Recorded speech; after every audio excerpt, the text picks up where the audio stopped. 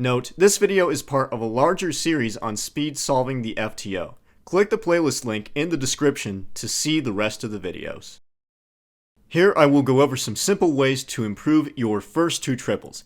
This will be a little bit of a shorter video as this step really doesn't have a lot of complicated stuff going on, but it's definitely still important and shouldn't be ignored. I only have the triples like this so that you can see them distinct from the center. First, let's go over the start of first two triples. This is right after you've completed your first center, and so it's important to make this transition into this step really smooth. One simple way we can do that is to actually track our corner pieces as we complete our first center solution.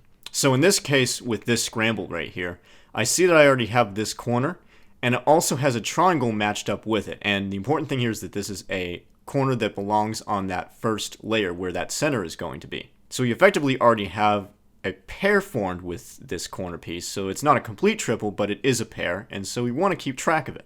Now I already have my first center solution here, so first we're going to do U, R prime to form a large trap right here. Then this triangle will not be disturbed, so then we can do F, D prime to make the small trap, and then U prime R will finish it off. So let's see where this corner piece is going to go. Let's see what's going to happen with this. Well, U, R prime, well, U is going to move the corner over here, R prime doesn't do anything. Then we have F, D prime, U prime R. So I know that this pair is actually going to end up right over here because this is first going to move over to this side, not get affected, until we move the trap backwards, where it's going to go back to here, and then an R move is going to push it over to here. So let's see that in action here. So we have U, R prime is going to solve this large trap. Here's this pair, here's this triangle, so we do F, D prime to form the small trap right here. You can see that. This pair was preserved the entire time with this corner piece. And then U prime R finishes first center, and here is that pair, just as I had predicted. So since I had already predicted that this pair is going to be over here once the first center is completed, I know that I can immediately go into solving this triple when we go to the next step. So after doing that center, I'm going to rotate this way immediately and do a U prime to put this pair into this right layer, so now we can focus on it.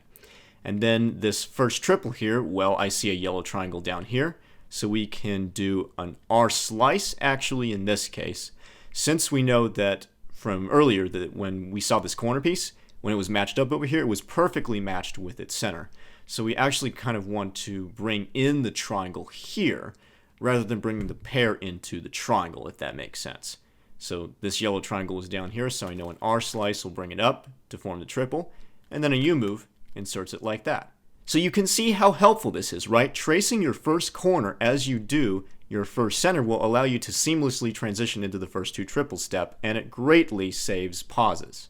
And of course, rotating the puzzle into the proper orientation so that you can then work with whatever you were tracing earlier is equally as important for ergonomics. So yes, overall, doing that will definitely help you out a lot and make your first part of solving of the puzzle much faster and more easily recognizable. So now let's say we're going into our first two triples and we notice that we actually have quite a few pairs that are already formed with our corner pieces.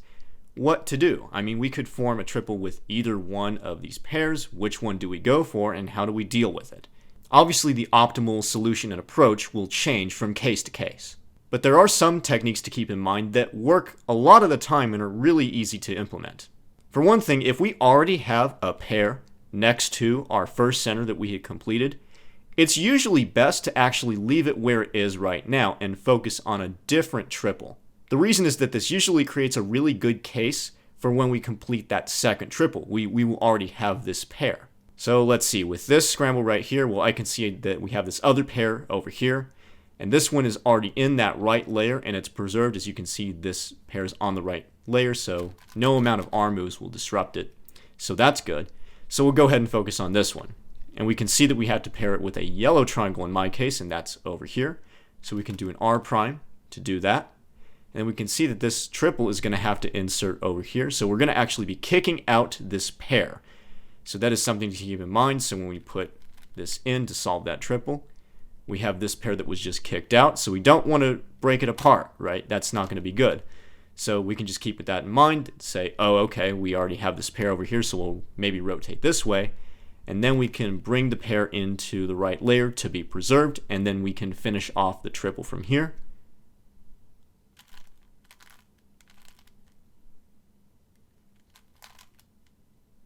So as you can see, it did in fact work out to a good case. So that is quite a helpful thing to do, and it works most of the time. There are really no situations where it's ever bad, so nothing to shy away from.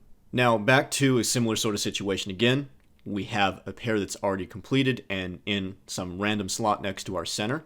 So what's the fastest way that we can make a triple out of this? Well, what we actually want to look for in a situation like this is to see if the triangle that is missing is already in the right layer. Because if it is, it's actually only 3 moves away from a completed triple. In my case, we have this pink triangle over here, so that's good, matches with that. So we can finish this triple in 3 moves. Here's the way to recognize this. Effectively, what we're going to be doing is putting this triangle into the middle slice layer at the same time that we bring this pair out into the right layer to then be used to form the completed triple. Now here, I don't see the open slot, it's away from me, so we're going to bring this triangle close to us like this. Then from here, when we have this set up, we can then bring in this pair to the right hand side, and you will see that it brings it here, and that triangle automatically went into that middle slice layer, so another arm move in this case will form that triple. Really nice. For the other situation, we see we have the slot facing towards us, we can now see it. So in this case, we want to bring the triangle away from us over here. And now, when we bring this pair onto the right hand side, it's here, and then an R prime will now form the triple very quickly. Again, a 3-move solution. So now there is one other situation that is of important note, and that is this one right here. So you might see that we have this corner, and we have the 2 triangles that would form the triple, but they are swapped like this. Now you might think, oh, well, we have the triangles here, and we just need to reposition them correct relative to the corner. Well, the problem is that there is no easy and fast way to do that. Seriously, I've tried looking. There's nothing that is good really in both ergonomics and move count or lack of rotations or anything. It's just all bad. So in reality, when you see this case, you actually want to avoid this. So don't worry about these 2 triangles here. Instead, you want to use the other triangles. And that's the thing, you will always have other triangles that you can use to form the triple. Remember that not only do you have the actual triangle that would go here, but you also have another one that's also going to be on the same face that is the same color. So here in this case we see, well, we're not going to be using this light blue because I just mentioned that. And looking around the puzzle, we actually have a light blue down here. And since this slice is on the same slice, we can actually match these up just like this.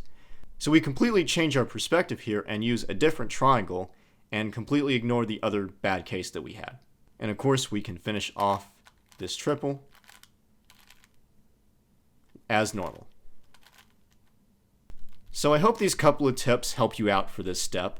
Just remember once again to try and preserve good cases that you have, pairs that you already have formed, and to not do a whole lot of rotations or spinning the puzzle around like this when you're trying to search for triangles.